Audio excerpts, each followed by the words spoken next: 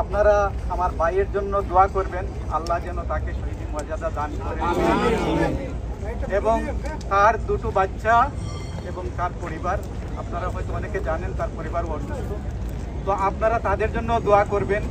আর আপনারা যেভাবে মাহবুবুল আলমের এই বিচারের দাবিতে পর্তুগাল গভর্নমেন্টের কাছে আবেদন জানাচ্ছেন সবাই একত্রিত হয়ে, আমি আবারও আপনাদের কাছে কৃতজ্ঞতা প্রকাশ করছি। আপনারা জানেন আমাদের মাহবুবুল আলম ভাইকে যে নৃশংসভাবে হত্যা করা হয়েছে, এই হত্যার মূল বিচারের দাবিতে আমরা আজকে এখানে মানববন্ধন করতেছি।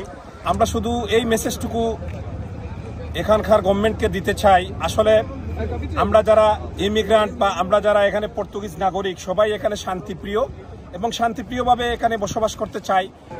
আমরা যে পর্তুগালে বসবাস করি, এই পর্তুগাল আসলে আমরা এমনটা চাই না যেখানে আসলে সন্ত্রাসীকে সন্ত্রাসী হিসাবেই প্রাধান্য দেওয়া হবে। এখানে সন্ত্রাসীর কোনো দল, মত বা তার কোনো ধর্ম, তার কোনো গোত্র থাকতে পারবে না। সন্ত্রাসী সন্ত্রাসী। আমরা ইতিমধ্যে জেনেছি যে জুডিশিয়াল পুলিশ এটাকে হাই প্রোফাইল হিসাবে নিয়ে ইতিমধ্যে কাজ শুরু করেছে এবং আমরা বিশ্বাস করি অচিরেই তারা গ্রেপ্তার হবে এবং ভবিষ্যতে যেন এটার পুনরাবৃত্তি না হয়। আমরা মূলত এখানে আজকে আসার মূল কারণ হচ্ছে আমরা আমাদের আতঙ্কর কথাটাই কি সরকারকে জানানোর জন্য আসছি। আমরা আশা করব ইন ফিউচারে এ ধরনের দুর্ঘটনা আর ঘটবে না। কমিউনিটির স্বার্থে, দেশের স্বার্থে, পর্তুগালের অর্থনৈতিক সমৃদ্ধি এবং নিরাপত্তার স্বার্থে মাহবুবুল আলমের দ্রুত বিচার কামনা করছি এবং ওনার পরিবারের প্রতি সরকারের সদয় দৃষ্টি আকর্ষণ করছি। এখানে স্বরাষ্ট্র মন্ত্রণালয়ে স্মারকলিপি প্রদান করা হয়েছে। আজকে আমরা সকল বাংলাদেশিরা ঐক্যবদ্ধ হয়েছি এখানে শুধুমাত্র একটা দাবি নিয়ে, সেটা হচ্ছে শান্তি শৃঙ্খলার দেশ পর্তুগাল। এই পর্তুগালে আমরা সকলে নিরাপদে বসবাস করতে চাই। পর্তুগাল ইউরোপের একটা সভ্য দেশ। সেই সভ্য দেশে বিগত 2 বছর যাবৎ যে ধরনের অনাকাঙ্ক্ষিত ঘটনাগুলো ঘটে চলেছে, যেটা আমরা শঙ্কিত, আতঙ্কিত।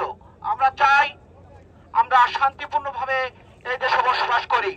এই দেশটা যেন সাউথ আফ্রিকার জোহান্সবার্গ কিংবা কেপটাউনের মতো কোনো ঘটনার পুনরাবৃত্তি যেন না ঘটে। কারণ আপনারা জানেন জোহান্সবার্গ, কেপটাউনে বিভিন্ন সময় দোকানের ভিতরে যে চাঁদার দাবিতে সশস্ত্র সন্ত্রাসীরা গুলি করে মেরে ফেলে, তারই পুনরাবৃত্তি আমরা পর্তুগালে দেখছি। আমি পর্তুগাল গভর্নমেন্টের কাছে উদারত আহ্বান জানাবো, আমরা আমাদের নিরাপত্তার ব্যাপারে নিশ্চিত আছি, আমরা আরো বেশি নিরাপত্তা চাই। আমাদের এই নিরাপত্তা শুধু আমাদের জন্য নয়, মাহবুব আলমের জন্য নয়, আমাদের পরবর্তী প্রজন্মের জন্য আমাদের এই নিরাপত্তা অত্যন্ত জরুরি। অর্গানাইজড বাই কাজাদো বাংলাদেশ, আপনারা যারা মাহবুবুল আলম ভাইয়ের এই মানববন্ধনে কাজাদো বাংলাদেশের ডাকে এখানে উপস্থিত হয়েছেন, কাজাদো বাংলাদেশের পক্ষ থেকে আপনাদের সকলকে জানাই ধন্যবাদ। সিন্তা থেকে, কাশকেশ থেকে, বারৈরা থেকে, পর্তুগালের আরও দূর দূর জায়গা থেকে, দূর দূরান্ত থেকে আপনারা সবাই আসছেন। আপনাদের সবাইকে অনেক অনেক ধন্যবাদ এবং আপনাদের প্রতি কৃতজ্ঞ। কারণ আমরা এক একজন এক একটা মাহবুব আলম। আজকে মাহবুব আলম হয়তো আমাদের সাথে থাকতো, কিন্তু তিনি আজকে আমাদের সাথে নাই। তো এইভাবে আমরা আমাদের ন্যায় প্রতিবাদের মাধ্যমে এই সরকারকে, এই প্রশাসনকে জানিয়ে দিতে চাই যে আমরা এই দেশে কোনো রিফিউজি না, আমরা এই দেশে মর্যাদাপূর্ণ সম্মানিত অভিবাসী।